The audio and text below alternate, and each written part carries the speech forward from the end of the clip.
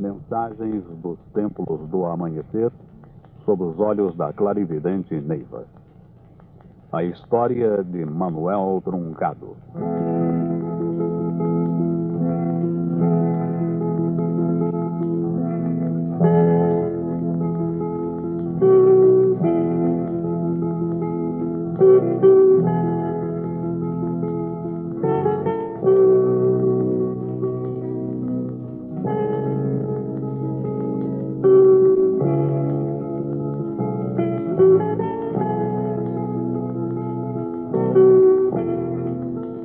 Vamos contar a vocês a história de um cidadão chamado Manuel Truncado e que depois de desencarnado se tornou um Exu. Para a doutrina do amanhecer, o Exu é encarado como um sofredor, um espírito desencarnado que continua ativo no plano invisível da Terra. Ensina-nos nossa querida mãe clarividente, tia Neiva, que se torna Exu habitualmente o homem de personalidade ativa, orgulho intelectual e que seja demasiado apegado às coisas da sua alma, da vida transitória. Seguindo a doutrina do Mestre Jesus, ele merece todo o nosso amor e tolerância. Bem, isso não significa necessariamente que precisemos de seus serviços ou nos subordinemos a eles. Os Exus têm seus reinados nas sombras etéricas e agem como todas as forças destrutivas. Não criam, mas apenas transformam as energias. Não sendo criadores de forças e não tendo acesso às fontes de energias puras, eles necessitam de uma fonte. E essa fonte é o ectoplasma humano, seja de espíritos encarnados ou desencarnados. Essa é a razão básica dos engodos que eles estabelecem como base do relacionamento com os encarnados. Sempre que o homem abandona a iluminação crística, a luz do amor, da tolerância e da humildade, ele fica sujeito às influências desses tipos de espíritos. Esse é o envolvimento daqueles que praticam as magias com intenções somente humanas e se colocam como juízes do bem e do mal. Bem, resumindo, o relacionamento com os Exus somente se faz em termos de troca de serviços, quando as intenções são da alma e não do espírito, quando a orientação não é a do Cristo Jesus.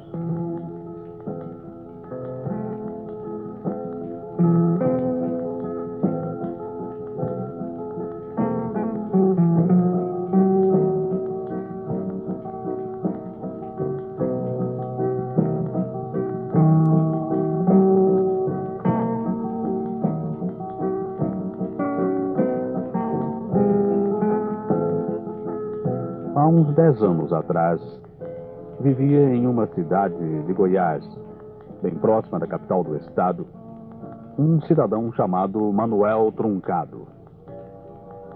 Ele era casado com uma mulher pacata e jovem, chamada Maria. O casal tinha 3 filhos: José, o caçula, Marília e Josefa, 2 mocinhas. Manuel Truncado estava com mais de 40 anos e havia lutado muito para sobreviver com sua família. Seu pai fora um fazendeiro no interior de Goiás e Manuel crescera na dura vida de peão. Apesar de as terras serem boas, o pai de Manuel Truncado nunca soubera tirar melhor proveito delas, e com isso a vida para ele sempre fora de luta e sofrimentos. Um dia, o pai de Manuel acabou por perder a fazenda e eles tiveram que se mudar para aquela cidade. Os velhos logo morreram e Manuel teve que se ajustar a uma vida para a qual não fora preparado. Trabalhou aqui e ali, mas não conseguiu se firmar em lugar algum. Um dia, ele conheceu Maria, uma jovem bonita e simples que trabalhava para ajudar os pais. Os dois se amaram e logo se casaram, sem muitos planos para o futuro. As pessoas acostumadas com a pobreza não olham muito à frente e resolvem os seus problemas com certa facilidade. E assim fizeram Manuel e Maria, e o casal logo ganhou uma filhinha. No primeiro ano de casados, Manuel procurou se firmar no trabalho árduo de carroceiro. O casal morava num barracão, que é uma casinha construída no fundo do terreno, deixando a frente toda livre. Manuel tinha uma cocheira onde guardava a carroça e os seus 2 animais. Nas tardes quentes e de vento parado, o cheiro acre do estrume invadia a pequena residência. Mas eles já estavam tão acostumados que nem o sentiam. Manuel Truncado gostava de acariciar o corpinho tenro de Josefa deitada numa bacia forrada de panos. Depois veio Marília e, por último, José. A vida ficou tão apertada como a casinha em que moravam. E Manuel começou a frequentar com mais assiduidade o botequim da beira da estrada e a descuidar de seus negócios. Logo começou a se manifestar nele um gênio arrogante e agressivo que atemorizava os vizinhos e deixava as crianças com os olhos arregalados de medo. Enquanto isso, Maria, sempre quieta e acostumada ao trabalho duro, se resignava lavando roupa para ganhar algum dinheiro. Manuel começou a se ausentar de casa e chegava a passar noites fora. Nos dias que seguiam a essas ausências, ele costumava chegar na carroça com os cavalos meio estropiados e os largava no pátio. Resmungava qualquer coisa e se deitava em pleno dia de roupa e tudo. Maria então desatrelava os cavalos com o auxílio de José e das meninas e a casa ficava quieta, ouvindo-se apenas os roncos surdos de Manuel. Quem mais sofria com isso era o pequeno José. Ele já estava no 1º ano do grupo escolar e sua inteligência viva procurava explicações das coisas que a escola não lhe ensinava. No princípio, Manuel procurava ajudá-lo em suas lições e Zezinho adorava fazer perguntas. Mas depois que Manuel começou a beber e a se ausentar, ele ficava horas e horas manuseando seus cadernos e na espera de que Manuel o ajudasse. E assim a situação foi piorando a ponto de se tornar insustentável.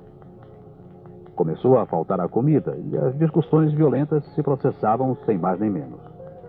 Maria, que habitualmente mal tinha tempo de chegar até a cerca da casa para falar com a vizinha, começou a sair em busca de auxílio. As crianças ficavam em casa e deixaram a escola. Maria, acostumada a viver sempre na vida dura de casa, começou a se embaraçar na vida fora de casa.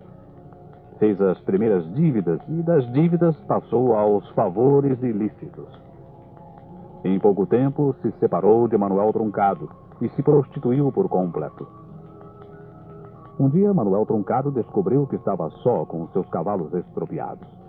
Maria o abandonara, sem deixar endereço e levando consigo as crianças. No princípio, Manuel pouco se importou e, juntando o pouco que restava de sua vida material, se lançou nas aventuras baixas da periferia das cidades. Até que uma ocasião, saudoso da família, ele decidiu sair à sua procura. Sua busca foi infrutífera, até que ele encontrou a morte, num desses tristes episódios que acontecem na calada da noite. Nos seus últimos tempos na Terra, ele começara a atribuir toda a sua desdita à esposa que o abandonara. Seus 7 dias na Pedra Branca foram de intensa agonia. Ele não conseguiu dominar seus desejos de vingança fomentados pela sua mente desvairada. Ao se ver livre, encaminhou-se como relâmpago em direção à família. Os mentores espirituais ficaram temerosos do que poderia acontecer à já tão sofrida família e o desviaram de rumo. Cheio de rancor e agressividade, Manuel Truncado acabou por ser atraído pelos bandidos do espaço. Bem, bandidos do espaço são espíritos desencarnados que se tornaram delinquentes. Embora eles andem em bandos, não formam falanges, isto é, não seguem uma norma, uma bandeira ou finalidade específica como a maioria dos espíritos. Eles se comprazem em fazer mal sem uma finalidade em si. Por essa razão, eles são duplamente perigosos, pois nunca se sabe o que vai em suas mentes maldosas. Mas, como dizíamos, Manuel Truncado acabou por ser atraído pelos bandidos do espaço e foi vendido a uma falange de um terreiro. Como na organização física, o mundo invisível vive da força, da energia individual. Os terreiros são organizações de relacionamento entre o plano invisível e o físico. Quanto mais espíritos são escravizados pelos Exus, maior é a sua força de trabalho. E essa falange pertencia ao reino do Exu Tranca-Rua, e Manuel Truncado passou a sofrer nas garras dos Exus tarimbados do terreiro. Ele agora era um prisioneiro da Lei Negra. A Lei Negra é uma espécie de máfia do mundo invisível. E, como sua similar na Terra física, ela escraviza seus membros quase sem possibilidades de libertação. Suas falanges são alimentadas e crescem à custa dos espíritos nômades e sem protetores. E isso acontece por opção do próprio espírito, com seu livre-arbítrio. Sempre que um espírito termina seu estágio na Pedra Branca, onde ele tem a oportunidade de conhecer a verdade sobre si mesmo, seus mentores dão-lhe toda a assistência e lhes mostram o caminho. Mas a decisão é sua, e a chance permanece até o último instante. Se ele toma a decisão errada, acaba por se tornar vítima da Lei Negra. Existem uns espíritos no submundo invisível que se chamam Exus Caçadores. São espíritos pertencentes a alguma falange de Exus que se especializam em seduzir e se apossar dos espíritos desprotegidos que se recusam a aceitar os seus destinos kármicos, verdadeiros nômades do mundo invisível. Eles ficam à espreita e aguardam as decisões dos espíritos recém-desencarnados. Assim que os mentores desistem, eles entram em ação. Aproximam-se do espírito, seduzem-no e os levam às suas cavernas. Cavernas são as habitações etéricas dos espíritos que operam em contato íntimo com a superfície física. Sendo etéricas, elas não ocupam o espaço físico, mas permanecem sempre no mesmo lugar e se tornam perceptíveis pelo ambiente que formam em torno de si. Lá, esses espíritos são submetidos a todas as sevícias e são treinados nos costumes até se tornarem Exus. Manuel Truncado conheceu então o que era realmente sofrer. Os anos da Terra foram se passando e ele foi adquirindo tarimba. Seu gênio agressivo o ajudou de tal maneira que ele logo começou a se destacar em meio às tenebrosas tarefas. Em pouco tempo, adquiriu o direito de se chamar Exu Tranca-Rua, nome do titular da falange, e passou a ser temido pelos mais ferozes espíritos da falange. Aos poucos, ele foi formando um grupo de adeptos e estabeleceu, então, o seu reino. Com sua esperteza, ele fez um convênio com o Exu Tenório. Esse espírito é um especialista em hipnose magnética, e isso lhe dá uma força terrível no submundo etérico. A hipnose se presta muito nas macumbas, e o novo Exu Tranca-Rua, ex-Manuel Truncado, se aproveitou disso. Estávamos então em 1959, e um fato inteiramente oposto aconteceu nas imediações da caverna de Tranca-Rua. Naquela data, mudara-se para o local chamado Serra do Ouro o grupo de Tia Neiva, e formara-se assim a primeira comunidade da corrente indiana do espaço, o ESB. E o tempo continuava a correr na ampulheta da vida. Certo dia, Truncado, agora chamado Tranca-Rua, estava sentado no seu trono quando ouviu alguém praguejando com violência. Sabia por experiência que se tratava de algum novato recém-trazido pelos Exus Caçadores. Muniu-se então do seu chicote magnético e se encaminhou para o local do barulho. Lembrava-se de como fora tratado quando chegara, e o seu maior prazer era aplicar pessoalmente a correção dos novatos. E ele tinha um jeito especial de chicoteá-los até convencê-los. O espírito estava seguro pelos caçadores e Truncado desfechou a primeira chibatada. A vítima urrou de dor e ódio e seus olhos lançavam chispas de ira impotente. Truncado ia dar a segunda chibatada quando seu braço estancou no ar como se tivesse batido num rochedo invisível. O espírito que estava sendo chicoteado era o de seu filho José. A cena terrível ficou paralisada num momento de agonia. Os dois espíritos, pai e filho, se fitavam com horror e espanto.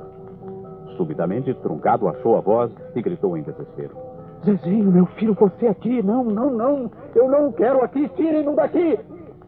Passado o primeiro momento de surpresa, os caçadores largaram Zezinho e começaram a zombar da fraqueza de Truncado, espezinhando-o pela atitude tão diferente dos seus hábitos.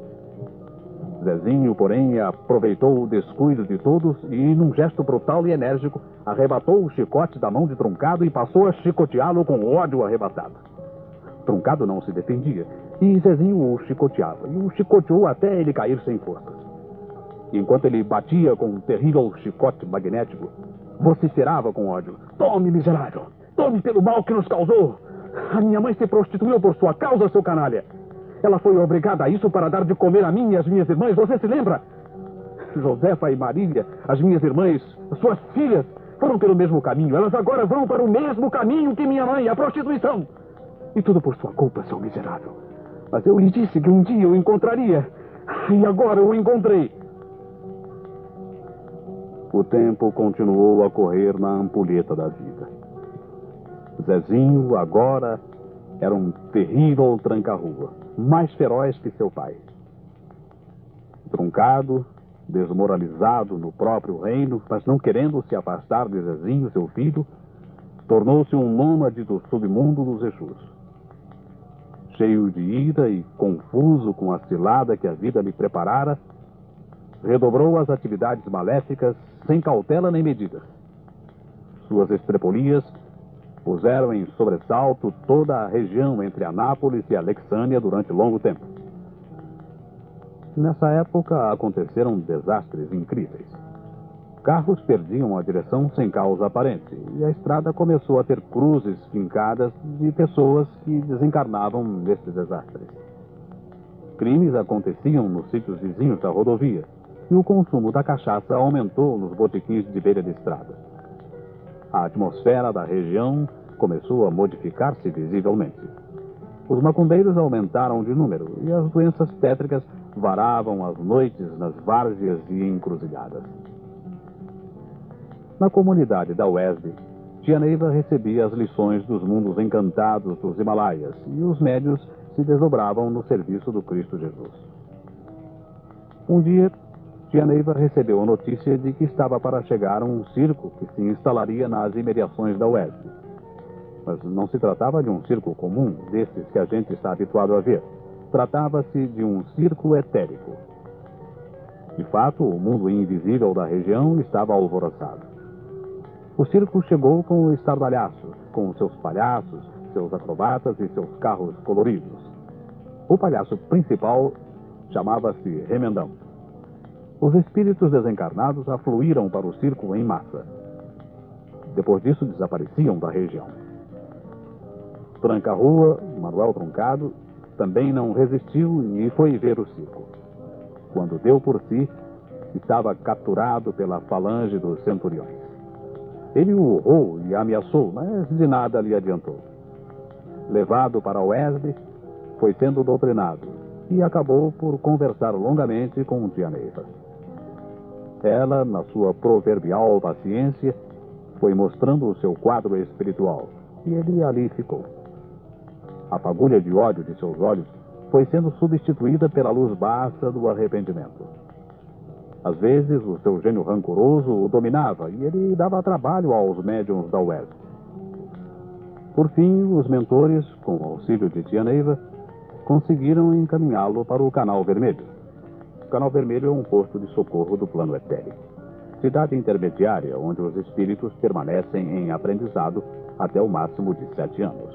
Lá, ele foi atraído para o candomblé chamado Umatã. Mudou sua roupagem de Exu e sua maior preocupação continuou sendo o seu filho Zezinho. Na terra, na caverna do antigo Tranca-Rua Truncado, um outro rei impera no seu reinado de ódio, o Tranca-Rua ex-Zezinho. Sua ferocidade é maior do que era a do pai.